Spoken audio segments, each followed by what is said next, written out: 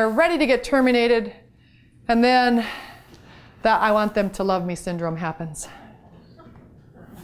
Anybody have the I want them to love me syndrome in your practice? Oh, there's a big sigh. I'm going to go back.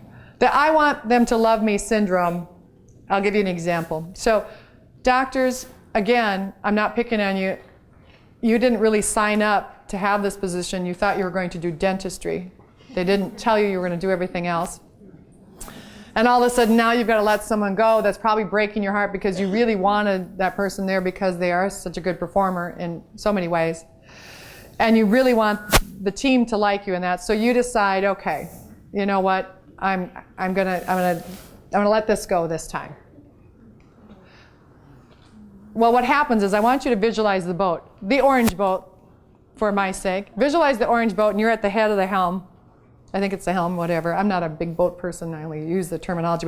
And you have 3 people on each side rowing. So it's a rowboat. You have 3 people on each side rowing, okay? And you're pointing the direction you're taking your boat.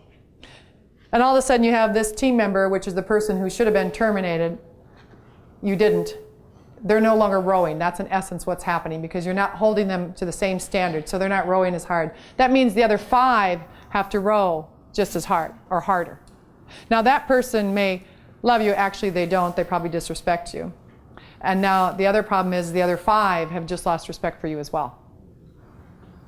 And then the other part that happens is this person on the other side sees that this person didn't have to row and got to have a bad attitude. So hey, what the heck? Why not, right? So now you've got this person not rowing. So now you've only got 4 people on your boat rowing.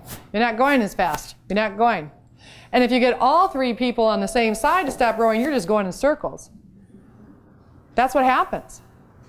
So when we decide to not follow through and hold someone accountable to the standard that we've agreed upon, in essence, we're allowing them to not row the boat. And we need to have that for our team, that support, that safety, and create that environment where everybody's working together.